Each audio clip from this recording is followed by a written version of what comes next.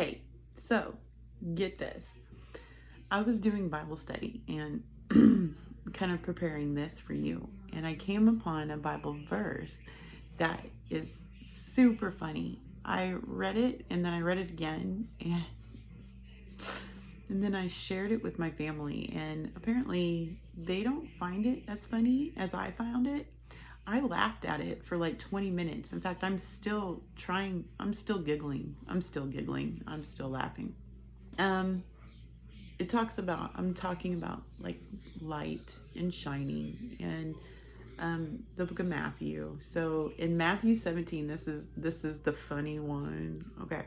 So in the book of Matthew, chapter 17, 1 through 8, and it's a long one, so bear with me, 1 through 8, it's a lot of verses to get through. After 6 days, Jesus took with him Peter, James, and John, the brother of James, and led them up a high mountain by themselves. There he was transfigured before them. His face shone like the sun, and his clothes became white as light. And just then there appeared before them Moses and Elijah, and they were talking to Jesus. So just so that you know, for the people who don't know, Moses and Elijah are no longer with us. Like they're gone. They're dead and gone. Okay. Jesus has transfigured himself into light. I feel like this is what Jesus really looks like. This isn't Jesus' human form. This is Jesus's like heavenly form. This is what the Son of God would look like. And he's shining. And then here comes Moses and Elijah, and it is a big deal, like showing who he really is. And Peter and James and John are there to witness it. Can you imagine? They're witnessing something that nobody on earth that is going to be able to witness anywhere else. And so when Peter, my face is red because I can't stop giggling. Peter, bless his little heart, bless Peter. He says to Jesus, and this is the next verse in the Bible. Peter said to Jesus, "Lord, it is good for us to be here. If you wish, I will put up 3 shelters, one for you, one for Moses, and one for Elijah." Okay, so, so Peter's witnessing a miracle. Peter's witnessing God's Son transforming. He's witnessing Moses and Elijah showing up. He is witnessing, like, angels in heaven are singing their song. Oh, like there is a miracle happen right now. And you, Peter, are saying, "Hey, y'all want me to put up some tents? Yeah, I can put the tents up. I know y'all must be tired traveling around in spirit form, all that shining you're doing. I'm gonna build some shelters for you. Y'all need some shelters."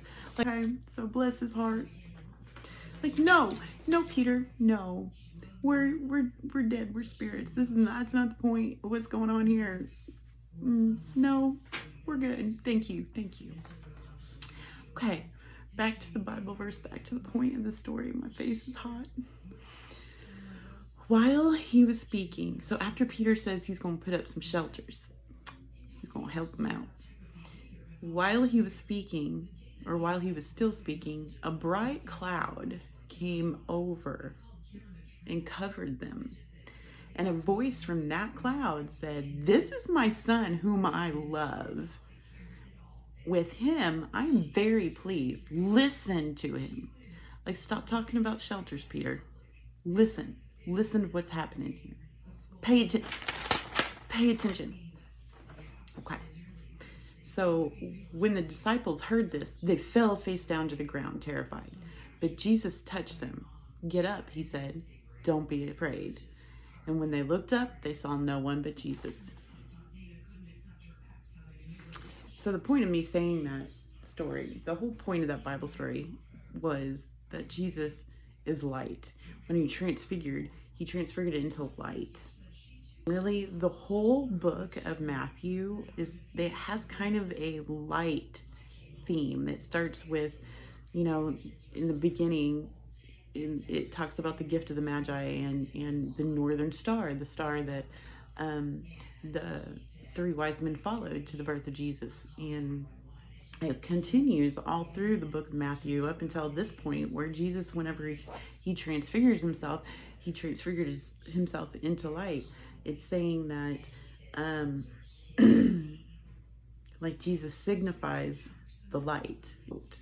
And if anybody who knows me knows that I love quotes. I'm a quote person. I love little short poems. I love quotes, and I love a good mini quote. So this guy is a German author, and his name is Dag Hammarskjöld, and I hope I said that right.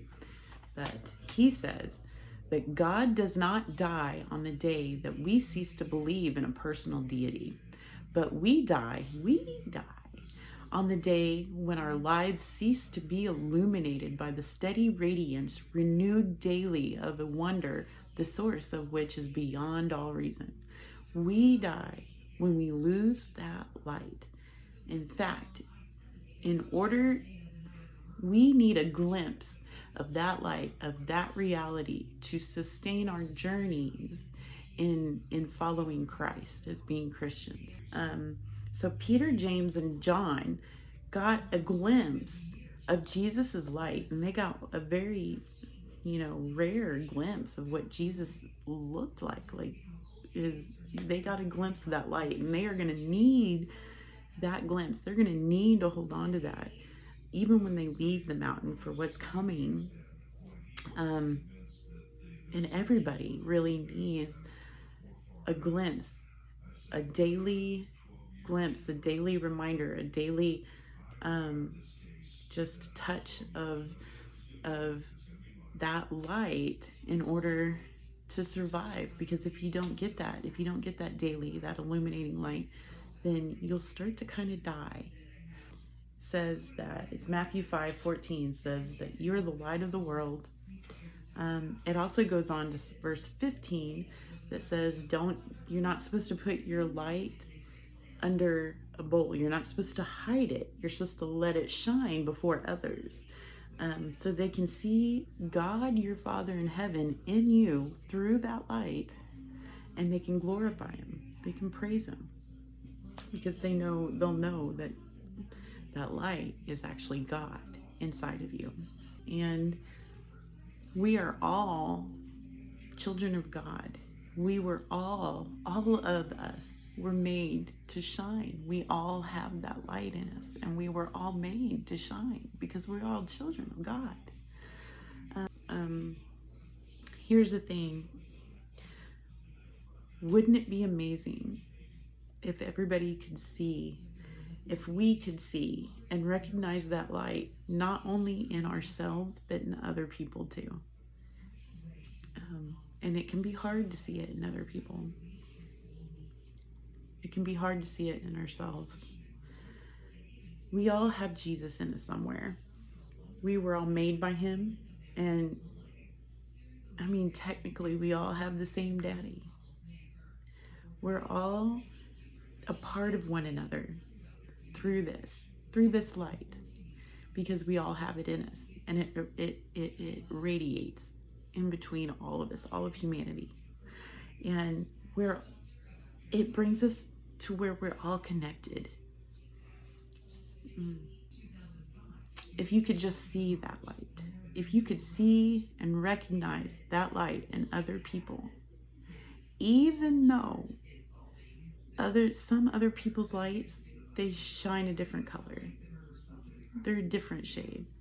Even when someone else's light looks a little different than your light, I think that you should take the time and recognize that they have that light in them, that it's there, and they have that potential to shine in them just like you do. Did you know that the Jewish understanding is that God is both male and female? So in Mark 22:30, it says that after the resurrection, people will neither marry or be given in marriage. They will be like angels in heaven. So we're often betrayed. Angels are often portrayed as people who have absolutely no gender. Or I've heard and seen people where they say that all angels are masculine, that whenever they show up in the Bible, they tend to be men. Even the word angel itself is more of a masculine word. A translation is a masculine word. So either angels have no gender or they have one gender in all of them. And people aren't going to be married. It's not going to be that kind of situation after the resurrection. So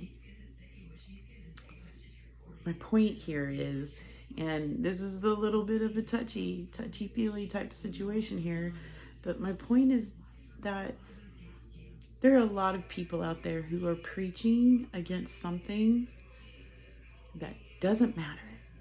That it doesn't matter in the end. It doesn't matter to Jesus in the end.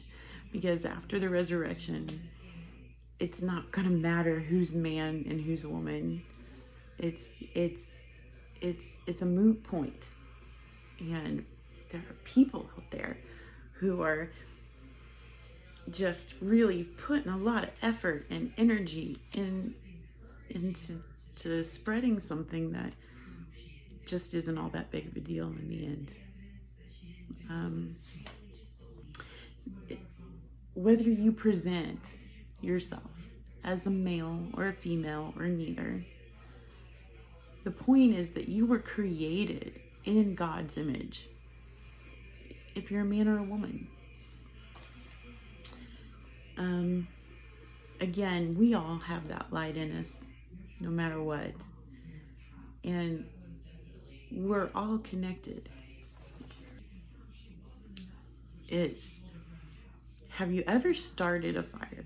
That's my question. Have you ever started a fire? And I don't mean a fire with a lighter or a matchstick. Like, have you ever gone out there and rubbed two sticks together, or used the flint, and what you're doing is you're trying to get a spark.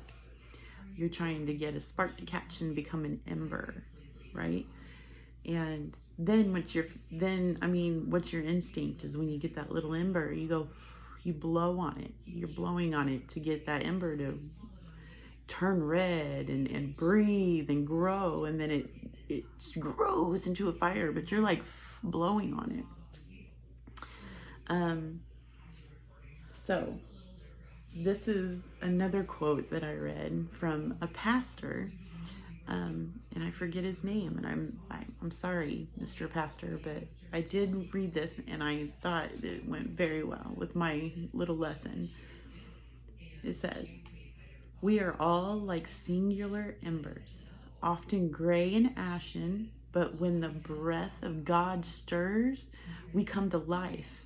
We come to life with a glow and warmth, like those embers. When you blow on it, it glows and it warms, and the breath of God blowing on it, and it makes that ember grow, warm." I thought that was beautiful, and what a good fitting quote for that. We share a light with everyone. Everyone you meet. So take the time to recognize it. Let God's breath feed that ember to grow into a fire. There's a light, there's a fire inside of us, and the secret to life is discovering that your light is one and the same as the eternal light, which radiates through you and all of existence, that whole light. So you shine that light. You get out there and you shine your butt off like a firefly. I just told you the secret of life. You're welcome. If you've watched for 18 minutes to this point, I'm so sorry it took me so long and I ramble too much, but I really want you to know that it doesn't matter. God loves you no matter what. And he created you, and he's proud. He's so proud of you. And you shine. You have a light in you, and you shine. So you go out there and you shine your butt off. And if you need prayer, please let me know, and I will pray for you. And I love you. Okay, bye. Thank you for watching for 18 minutes. Bye.